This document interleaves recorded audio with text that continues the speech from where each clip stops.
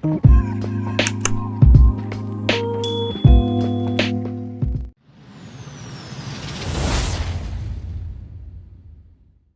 and welcome back to the channel. It's Mark from Powersonic and we are on another solar project. This one is an absolute beast and we have got a crew and a half working away at this now.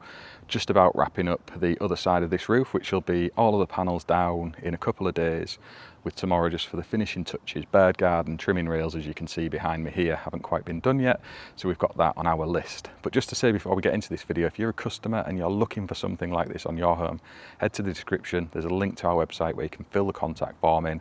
It's really simple. Few little bits of information and we can take it from there. And a massive thanks to our customers on this project for looking after us so well with drinks, snacks and their kindness, having us in their home while we've done this work. It's massively appreciated and you're absolute superstars. And to Mike, Ollie and Nathan, the guys who've worked with me on this one, they have pulled out some shifts and a half. I've got to say, the amount of work that we've got through in such a short space of time. The weather has helped us, but a great team working together is always really efficient. So a huge thanks again to Mike, Ollie and Nathan. You've done a terrific job as always up on the roof while I've been squirreling away in the garage. But without any further ado, I'm going to take you through and show you what we've got, how all of this came to be, and we'll catch up in just a second. So you can see we've got our Sigenergy stack now, and these are the two battery modules. We've got 8 kilowatt hours, giving us 16 in total. Our inverter sat on the top with the 4 MPPTs and all the PV generation running now. You'll see this is illuminated green because we've set it in the app to show if it's charging or discharging. When it's charging, it's green. When it's discharging, it's blue. And we've currently got 8 kilowatts of PV power coming in. Outside, it's not direct sunlight by any stretch, but it's bright, so that's aiding us, I'm sure, and it will peak ever higher. Just to say, with these, the 10 kilowatt inverter from Sigenergy can take a max 20 kilowatt input, so you can do 200% oversizing. You just need to be mindful of the VOC limits on the MPPT and also your current limits. You've got to stay within those. And the short circuit, so your ISC on this particular inverter is 20 amps. And its running current is 15 amps. So our panels are well inside that, and your voltage is, well, they say from 60 to 600, but really you want to be not going any lower than 80 volts, even in the worst case circumstances on your strings, and probably up to like 540, 550 is a max, taking into account the not of bright sunshine, but cold temperatures where their voltages can peak. We've got our IMO isolators here, so these are for the two different arrays as we've branched them. So this is the rear house roof of 2 strings, and this is the front house roof and the garage roof strings isolated from there. So they point south and these point north, basically, so we can isolate them as 2 separate parts if needed. Made sense for us to set it up like that. We've got our HO7 that runs off and into the inverter as well, and we've got our comms cable and our Ethernet connectivity. So running in from the house, you can see there's a meter box just down there, and we did a video installing a Zappy on this a while ago, so if you want to see how that was done, you can go back and check it.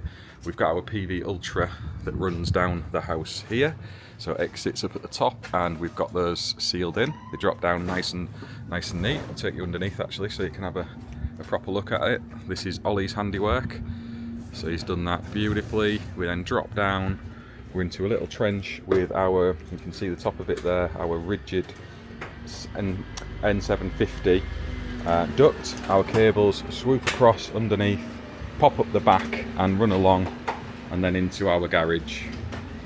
And because we've got that mechanical protection in the PV Ultra, in our double bubble there, our sub-main coming down from the meter cabinet enters here, so we've kept the AC and DC runs separate. And like I say, we did this one before, so it's been here for a while. That then runs into this board, which I now need to relabel, and we've got this 4-pole isolator here. Now basically is what that does is the grid from the meter cabinet comes in on one side, and then we have also got the return from the gateway going back to the house loads on the other side. So all the live voltages at the top of the switch, and on the output side here we've got the feed into the Sigenergy gateway, and then we've got the return back to the house consumer units. In the garage we have separated off the EV charger, so it's seen on the grid side and it won't be a drain on the system when the car is charging. That's something the customer wanted because they have the Zappy, and they probably will add another EV charger, the 25 kilowatt stackable one. but as you can see here, the Zappy's doing its thing and it won't discharge the battery when a vehicle is on charge. So I need to label this up now because these have moved about from when it was just the garage board, and the way we've set it up, if somebody wants to, they can wire circuits off the garage board as is, but also if they want to put anything else on the grid side, you've got the option of doing it in there, or of course they can do it in the gateway itself. So this is what's delivering the whole home backup, and the customer didn't have space for this other than putting it on the outside of the house, which we really don't like doing. So we've opted to put it in here. Takes account of the humming contactors, which are something that people raise issue with when they're indoors. Basically that contactor locks when the power is there, and when there's a power cut it opens so you can't send your power back to the grid. So you've got your grid feed coming in, and that comes off the main switch just in there. We did think about putting the steel wire armour straight into here, but needing the garage board and the separation for the EV charger, it made sense to us to do it that way around. I guess there's more than one way to skin a cat, so you could have brought the steel wire armour in here, split it between grid and backup, and then put the EV charger off the inverter port, but that still then leaves you trying to get a secondary feed off the backup port to then power this consumer unit. So doing it this way around, we didn't have any duplicated terminals anywhere. It made sense to me to do it like that. So we've got our 10 kilowatt isolator here, which is for the inverter. This is spare at the moment. We've got our Tiger CCA in there. That's looking after rapid shutdown. So if we was to kill the power on the CCA, it would actually bring the string voltages down to 0.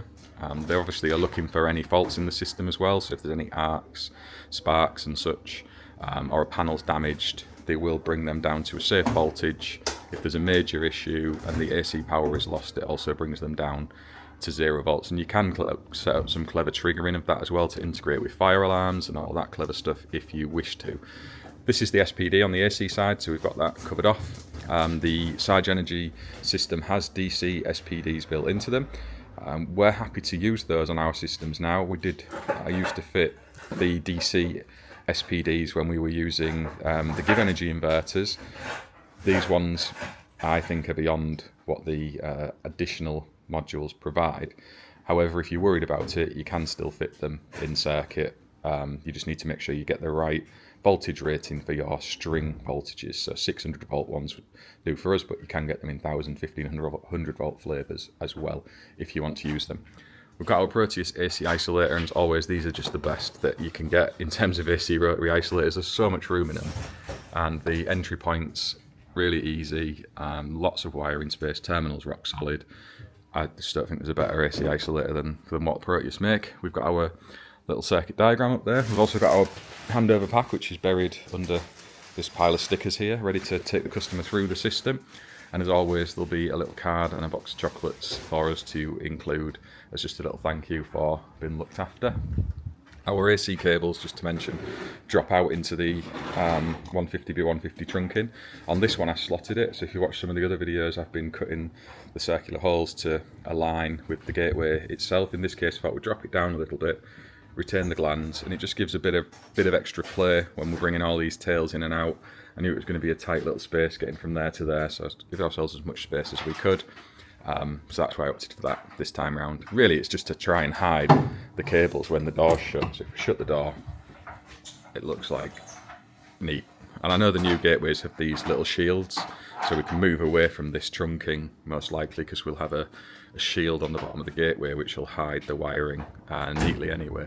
But for the minute, that's how I do it in the 150 trunking, unless we're trying a different variation on that. I mean, sometimes we've done it with 75x75 trunking and blended in. It depends on what space you've got to work with. So that's that. The stack has been left so it can grow. I mentioned about the stackable 25 kilowatt DC EV charger. It's a really expensive addition at the minute, and the customer wouldn't be making use of it right now, so they've just held off on that for the time being. And it may be that they add more batteries first to grow this stack a bit higher when there's an addition of a heat pump, for example. Or it could be that they opt for the bi-directional charger if they get a vehicle that's compatible with doing the vehicle to house supply, because obviously that gives you an massive increase in your battery capacity through the vehicle. But that's for the future, and there's loads of space here where this can go up, and if they want, they can add further stacks as well. There's a really big garage, this one. So yeah, that's kind of the inverter and everything this end. I'll say the meter cabinet, if you want to see what that was all about, there is a video where we installed the zapper here and we put this sub-main in and this board in with the vague idea that the customer might have a solar system in the end, but no firm commitment to do it, and it came out pretty well, I would say. We're very happy with how this one's come up overall with the roof work, and also here with the inverters and the gateway and everything. I think it looks really neat and tidy, and hopefully the customer's going to be happy with it and can enjoy their system for years and years to come. You'll see the sunshine has just popped out, so if I grab my phone, let's have a little look and see if we can see on the app what has been produced. You can see there we have got 9.6 kilowatts, and if you want to interrogate what the system's doing, you can click on the panels. You can do real time, so you can see our front string is doing 466 volts presently at 10 amps. The garage string is doing 186 at 14 amps, and they're the ones that are south facing. And then the north facing roofs, so the rear house roof, has got two strings, roughly 250, 260 volts each, and between them they're generating around a kilowatt. So you can see the difference there as the sun is not on this side. And since actually the front was switched on before the rear, but you can see since we switched it on, it's sort of tracking under 50%-ish. There's a couple of reasons for that. Like I say, the rear roof was switched on later, and we've had Nathan and Mike up there repairing some tiles that are broken and also fixing a gutter bracket, so they'll have been shading it all. But yeah, you can see these two strings exactly the same, so you'd expect them to follow each other roughly, taking account of the scaffold poles. And then the garage is sort of half the size of the house roof, and that kind of plays true in its generation figures there. And that'll move about as the weather adjusts. You see, as it gets brighter, these voltages and currents will rise, and as a result the power rises. And these graphs form the evidence and historical data over time of what's done what and when, but obviously that we've just switched it on, so it's not a lot of data in there for us to analyse, but just to show you in the app there. Up on the roof here we have our 16 panels, and these are north facing, so these are going to be kicking out a fair old amount of power through the course of a year, by no other means than the fact that it's a massive array, and also we're not overlooked whatsoever. So you can see here it's an open aspect, it's going to attract lots of sunlight, and these are where north faces can come into play. We've shared a few options on the channel recently with that, and also historically, and we're seeing that data now. I think one of our projects went down in December last year with a north-south split, and it's tracking sort of 55-60%, which is about where we expected it to be. The summer months, that north and south generation closes, the gap narrows, and then as winter comes on a bright sunny day, that gap grows further apart. But of course, if it's dull and overcast and they're just in the natural kind of luminance, both sides of your house will pretty much generate the same. And it's that baseload generation that really does come in. So with an array like this, even when it's cloudy and just daylight, it's going to be trickling in that power all day, every day, and it really can make a big difference, especially in combination with a heat pump. Just to the side of us down here, you can see the garage roof, and that is south facing. Obviously there's a bit of shading off the house, and that is why we've gone for optimisers always in terms of the rapid shutdown and safety. But again, it covers off shading aspects, so as this array receives shading on this side, the other panels will still perform optimally because of that.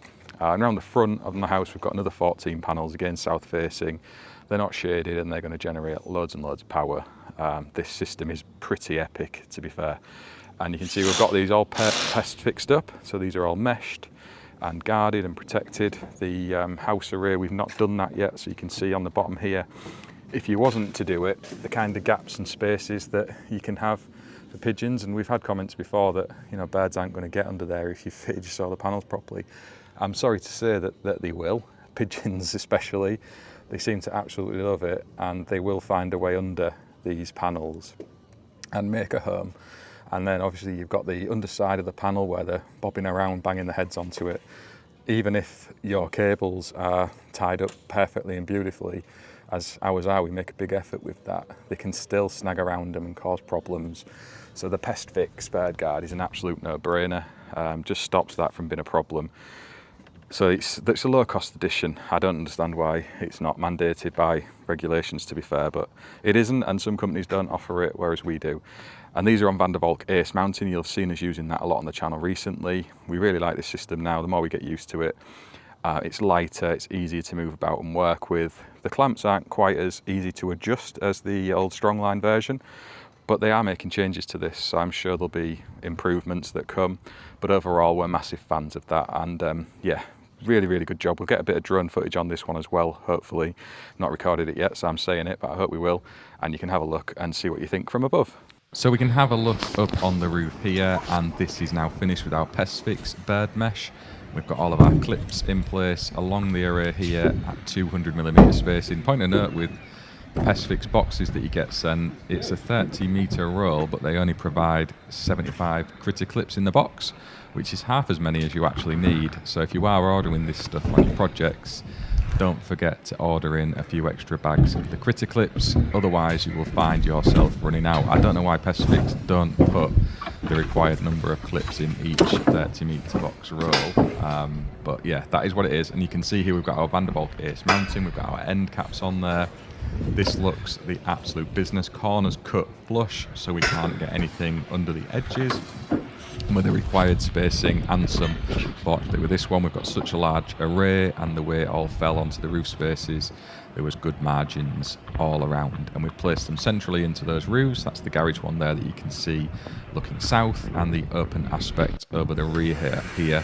Up on the front we've got this split array, and really it was to do with that little bit of a dormer that you can see popping out there. There was actually room for a panel to stick up the top, but it would have kind of looked a bit of a mess. And in going higher up, we'd have been almost on the ridge. So we've just dropped those down into a split, 7 at each side, and I think they look really nice. You can see Nathan's head there just popping up the other side. We've got the bird mesh again on there, and the required spacing off the edge. And again, these are the bifacial 450-watt panels. We've got Tiger optimisers underneath them. That's going to look after our rapid shutdown, panel by panel level monitoring. And we've also got the feature of any issues, say a bird striking a panel, that it will alert the user to that and shut it down, avoiding any serious consequence. So a real important metric with the Tiger. And you can see here we've got our drone shooting up. I did promise we'd do this earlier in the video, and this gives you a good view of the size of the arrays on the roof space available. And we've got our 16 panels there facing off towards the north, and we have our 14 panels over there on the front, and that 14 are on one string, so they are within the VOC limits of the MPPT on the Sigenergy inverter. And we've got 2 on the back there. Because of the 16 panels, it would be slightly too much for one string. Our 6 panels here on the garage, again south facing, they're going to see a lot of shading from the buildings around them, so that's why again the optimisers come into their own. And then these 2 strings of 8 on the back here for our 16 panels, and again we've sat them square in the roof space. Nathan admiring his handiwork up there that he's achieved with Ollie and Mike through the course of this week.